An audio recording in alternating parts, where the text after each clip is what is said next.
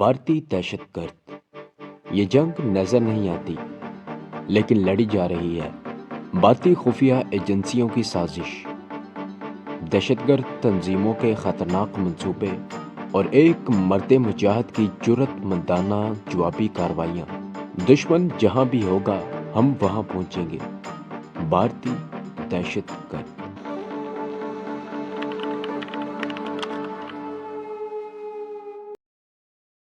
मैं सोचने लगा कि मेरे पास सिर्फ 3-4 रुपए ही बाकी बचे हैं। इन पैसों में मैं श्रीनगर तक तो क्या, दिल्ली में अपने आदमी गुल खान तक भी नहीं पहुंच सकूंगा। मैंने उस ख्याल को भी अपने ज़हन से निकाल दिया।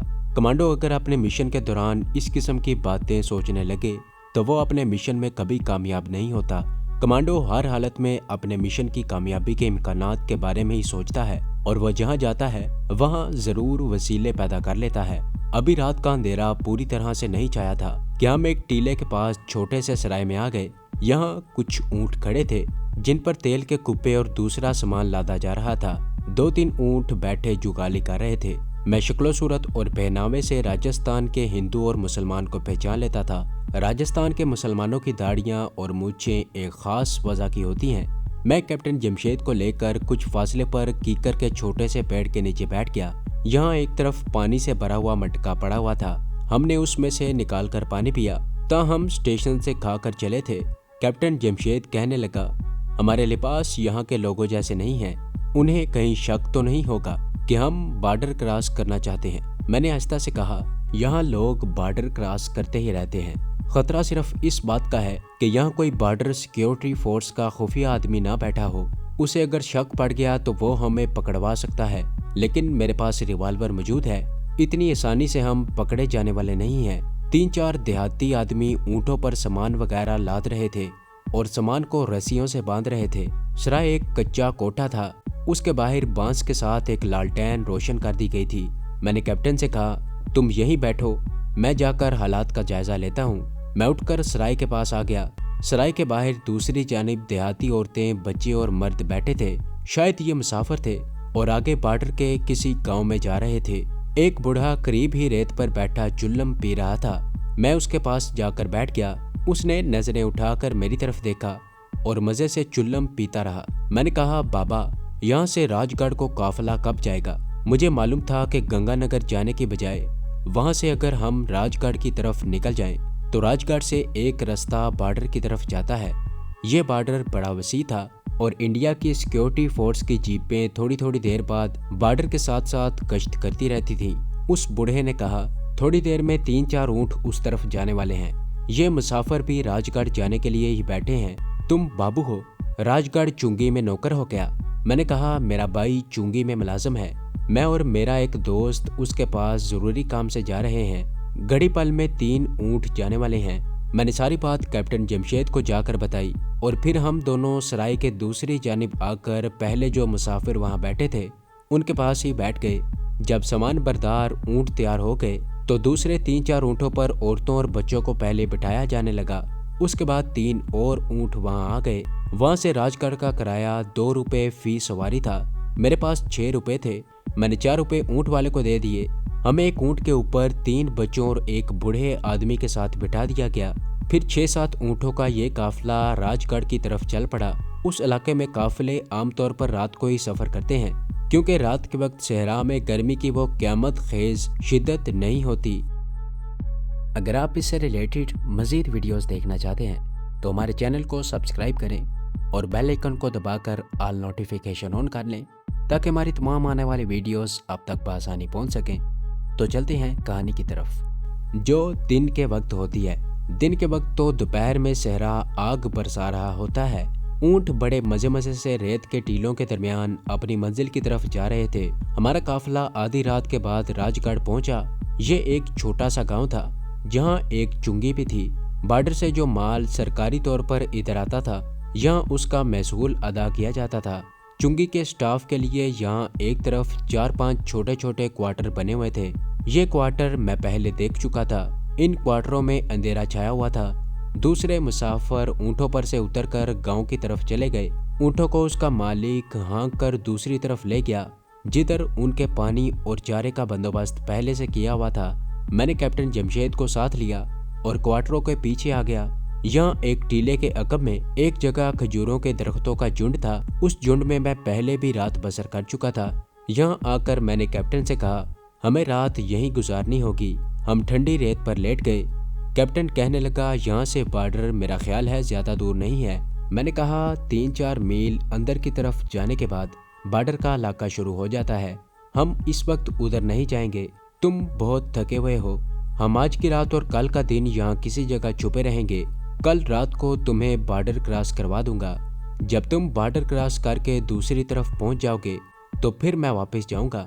कैप्टन जमशेद बोला, तुम्हें इतना तकल्लुफ करने की जरूरत नहीं है, क्योंकि बॉर्डर पर हर तरफ खतरा होगा। तुम सिर्फ इंडिया के बॉर्डर के करीब पहुंचाकर वापस चले जाना। आगे मैं खुद ही पाकिस्तान पहुंच जाऊंगा। मैंने कहा, जैसे तुम्हारी मर्जी। वो रात और दूसरा दिन हमने वहीं खजूरों के दरख्तों के नीचे ही गुजार दिया। मेरे पास जितने पैसे थे उनमें से 2-2.5 रुपए की मैं गांव में जाकर रोटियां और दाल वगैरह ले आया, जो हमने खाकर अपनी भूख मिटाई। पानी हम क्वार्टरों के बाहर लगे हुए नलकों से जाकर पी लेते थे। जब सूरज ग्रूब होने लगा तो मैंने कैप्टन जमशेद से कहा, अब हमें चल पड़ना चाहिए। उस रास्ते से मैं एक बार बॉर्डर क्रॉस कर चुका था। कैप्टन जमशेद को भी थोड़ी बहुत इलाके की शिनाख्त हो गई थी। कहने लगा, 65 की जंग में हमने इस सारे इलाके पर कब्जा कर लिया था। हम रेत के टीलों के दरमियान चल रहे थे।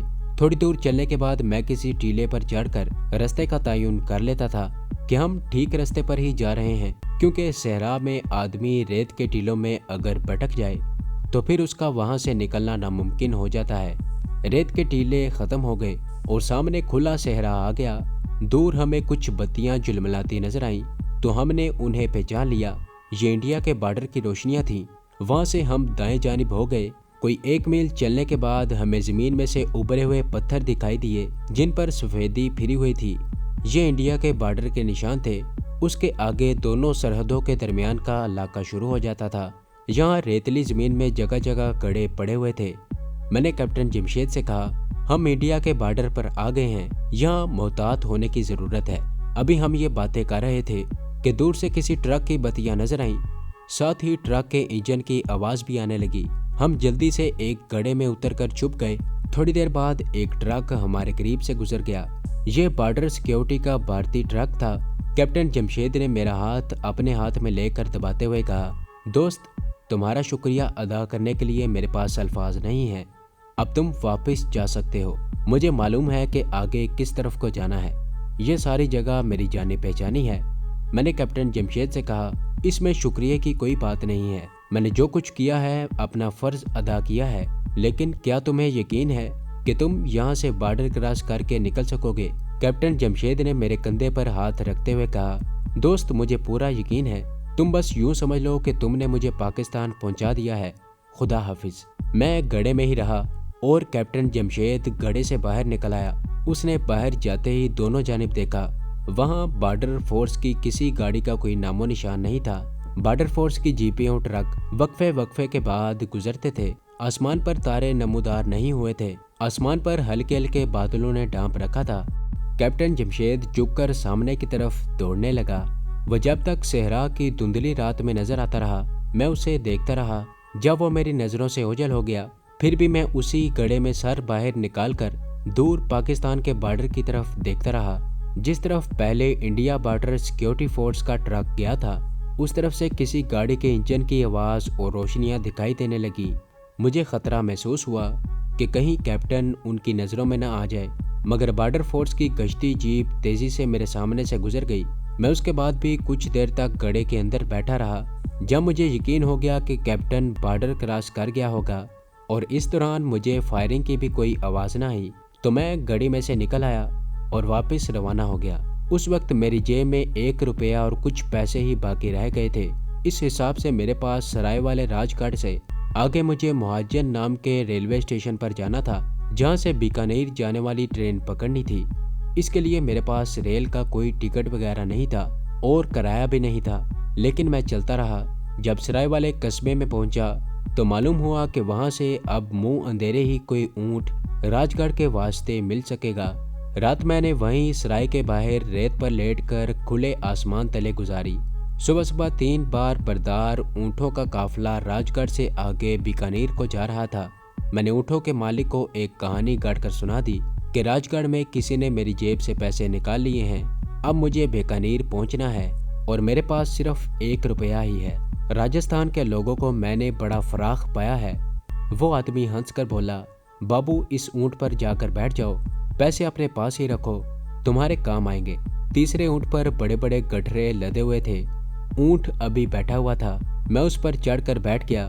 थोड़ी देर बाद तीनों ऊँट सहरा की खुशगवार सुबह की फजा में बीकानेर की तरफ सफर कर रहे थे। बस किसी न किसी तरह मैं बीकानेर पहुंच गया, मगर उस वक्त रात गहरी हो चुकी थी और रेलगाड़ी अजमेर भोपाल की तरफ नहीं जाती थी। मैंने ट्रेन में दिल्ली तक बगैर टिकट सफर करने का फैसला कर लिया। सुबह के वक्त मुझे एक ट्रेन मिल गई। बीकानेर से दिल्ली तक का सफर तवील सफर था। मैंने ये सफर 2 दिन और 1 रात में मुख्तलिफ गाड़ियां बदल बदल कर तय किया। रास्ते में खाना वगैरह कहाँ से खाया ये मैं आपको नहीं बताऊंगा। बहरहाल मैं दिल्ली गुल खान के पास पहुंच गया। उसे सारी दास्तान सुनाई। उसके घर 2 दिन आराम किया। पतलून कमीज वगैरह और गर्म जैकेट खरीद कर पहनी। रिवॉल्वर भी अभी तक मेरे पास ही था। तीसरे दिन शाम के वक्त मैं गुल खान से रुखसत हुआ और दिल्ली के रेलवे स्टेशन पर आ गया। पंजाब मेल अभी नहीं आई थी। ये गाड़ी दिल्ली से अमृतसर जाती थी और उस रोज 2 घंटे लेट थी। मैं स्टेशन के वेटिंग रूम में बैठ गया। 2 घंटे बाद गाड़ी आई तो उसके ऐसे डिब्बे में जाकर बैठ गया जो मुसाफिरों से भरा हुआ था। मुसाफिरों से भरे हुए डिब्बे में हम लोग अपने आप को ज्यादा महफूज समझते हैं।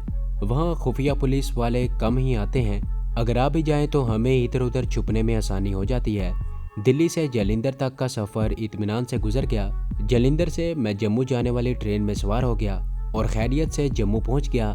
जम्मू में रात एक होटल में गुजारी क्योंकि रात को वहां से कोई बस श्रीनगर नहीं जाती थी। दूसरे रोज मैं एक लारी में बैठ गया और जम्मू के नीम पहाड़ी इलाके से निकलकर वादिये बानिहाल की दिलकश पहाड़ियों में सफर करते हुए श्रीनगर पहुंच गया। श्रीनगर पहुंचने के बाद मैं 1 घंटे में कमांडो शेरवान की खुफिया कमीनगाह में उसके सामने बैठा था और उसे अपनी तवील दास्तान सुना रहा था। कमांडो शेरवान को यह सुनकर खुशी हुई कि मैंने जांबाज फोर्स के कैप्टन को भारत की कैद से निकालकर पाकिस्तान की तरफ रवाना कर दिया है। उसके बाद कमांडो शेरवान ने कहा, तो ये थी हमारी आज की एपिसोड। उम्मीद करता हूँ कि आपको ये कहानी अच्छी लगी होगी। इसे लाइक करें, शेयर करें और कमेंट में अपना इज़हार ख्याल ज़रूर पेश करें। और अगर इस चैनल को सब्सक्राइब नहीं किया तो इस चैनल को सब्सक्राइब करें और बेल आइकन को दबाकर ऑल नोटिफिकेशन ऑन कर लें।